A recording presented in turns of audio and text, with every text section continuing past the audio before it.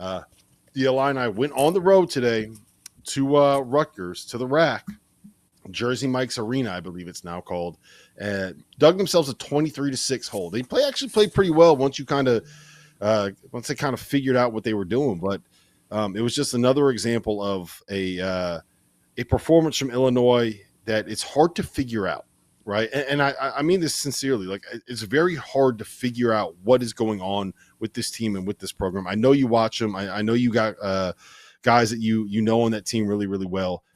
What is happening here, man? Because we saw the ceiling for a while in December and early January, but it feels like that ceiling is just not where it was maybe a month ago. Yeah, and they're struggling, and obviously it didn't help. Just kind of when everybody started to get sick. But for the most part, everybody's back now. There's really no excuses. But if we're being honest, I think I said it the last time I was on and they played, but I think their style of play is starting to catch up with them a little bit. They're still hoisting a ton of threes. And to be honest with you, they don't have guys that are shooting them at a very high clip. And they're not doing a great job. They're kind of getting exposed defensively. They're the worst three-point shooting team in the Big Ten. They're shooting 28% from three in Big Ten play, and they take 47% of their field goals from beyond the arc. Like that, the math's not mathing there, Jarrell. And they started out tonight 2 for 17 in the first half again. So you come out, you hoist up another 23s and a half, and at some point, you're just playing a numbers game, expecting to get hot. But like I said, everything for them is just hot or cold. It's either threes, or for the most part, is one or two guys trying to play one-on-one and back somebody down. But the thing I don't like about that is that they don't have post players like that. They have guys that shoot turnaround, fadeaway jump shots. They don't have anybody that's really gonna put pressure on the rim from the perimeter and try to get downhill. They don't have a lot of guys that can even draw fouls and get to the line consistently. So that's been a struggle for them. But like I said, I think a lot of it as well has been on the defensive end. And tonight, it was rough on them because they were playing against a really talented Rutgers team with two guys that are going to be really high draft picks. And, from a talent standpoint, that they can match up with anybody. And I think it was evident that down the stretch that, Dylan Harper took that game completely over. And they didn't really have an answer for that. Everything that Illinois was getting for the most part was, them scrambling to try to somehow find a clean look some way, or a shot that they necessarily didn't want. And, they get into it sometimes. And they kind of start playing hero ball, man. Boswell hoisted up some bad ones tonight. Like, for him to be as experienced as he is and supposed to be the point guard and one of the leaders of that team, he got to have a little bit better shot selection, and also as well, Yakachonis he hasn't been good lately. Let's just call it, we got to call a spade a spade. He struggled the last couple games, and he had been turning the ball over at a very high clip. He hasn't been shooting a great percentage from the field either. So obviously a major part of that is going to be on him because he's supposed to be their stud, their go-to guy, and their best player on their team. They got some contributions. Will Riley's picked it up. He's been playing a little bit better and being more aggressive, but a lot of it has been out of necessity. So we'll see what's going to happen with this team here. I think they still searching for answers, sort of like we are right now. Some stats here, Jeff, from our beloved Trevor Valise, who probably he really needs a hug, man. He's a big Illinois fan, and I know he's hurting right now. Since the Oregon game, right, the big win that had everyone saying, me specifically, I think this Illinois team has a chance to make a Final Four, right? They're 73 of 296 from three. That is 24.5%.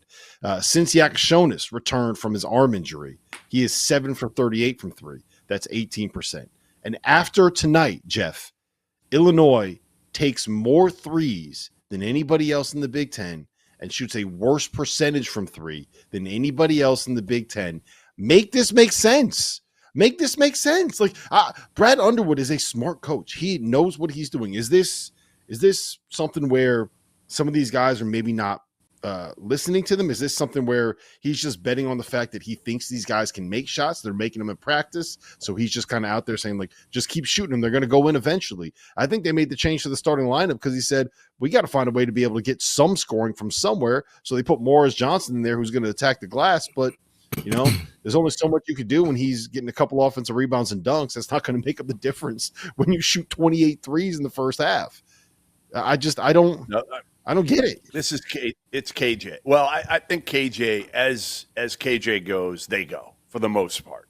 And if he's great, let's face it, guys are going to get, and they're missing plenty of open threes. So I don't want to make it look like, he gets an open three and they're going to knock him down. But certainly when he's going, I think the whole team gets going. And he, as Jarrell said, he's turning over a lot right now, not taking care of the ball. He's not making threes. You could see him. You could see him visibly frustrated right now. He does not look like the same player that he looked like a month ago when we were touting him as a high lottery pick. Now, he looks like he hit the freshman wall a little bit. And, you're looking at this team and saying, this is kind of what we thought they would be. We thought they would be riding a roller coaster, but they came on so quick, so much quicker than we expected earlier this year that they raised our expectations. But, they kind of are what we thought they were, aren't they? When you get down to it before the season? Yeah, they've kind of regressed to the mean a little bit in the sense that they were shooting like 36% from three. I just looked it up, 36% from three after the Oregon game, and since the Oregon game, 24% from three. It might just be as simple as it's a confidence thing, and they have too many guys that are relying on just making jump shots to be effective. And if you're only going to make jump shots to be effective, and you're not going to get out there and defend, you're not going to get out there and put the ball on the floor and get to the rim. Like when they came back against Ohio State the other night, Jarrell, it was because Kai Boswell and Will Riley started putting the ball on the floor and getting to the basket.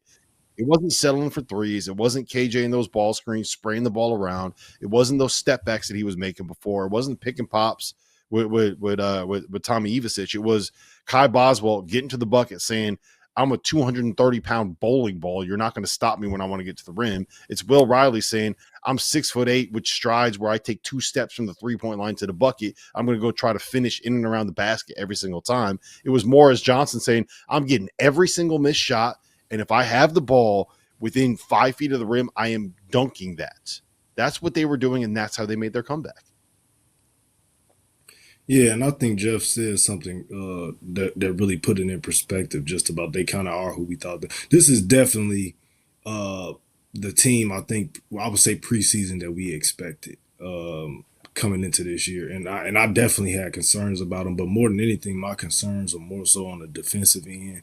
And just to jump back to your initial question, Rob, just about how, like, what are they going to do because they're not shooting? Like, he made this team – like this is a 5-out team that he made. Like, so he went to get guys that can shoot the ball. He doesn't have a ton of guys that have the foot speed or the ability to create mismatches just by beating guys off dribble penetration. So he's kind of like, he kind of in between a rock and a hard place in that regard. But I do agree with you.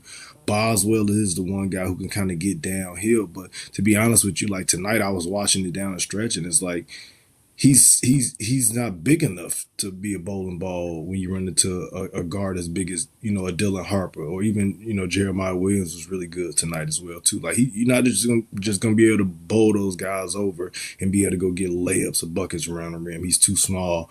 So to be honest, I think it's gonna have to be like somebody like Will Riley, who's not necessarily the best driver, but he has that ability right now. And he's actually shooting the ball well enough where guys respect his jumper. That's another thing. Boswell is struggling so much from three that they're rondoing him. So it's like they're playing him essentially at the free throw line extended, daring them to shoot almost. So they're giving them a step. It's gonna be hard to beat guys and get to the paint touch, get paint touches that way as well.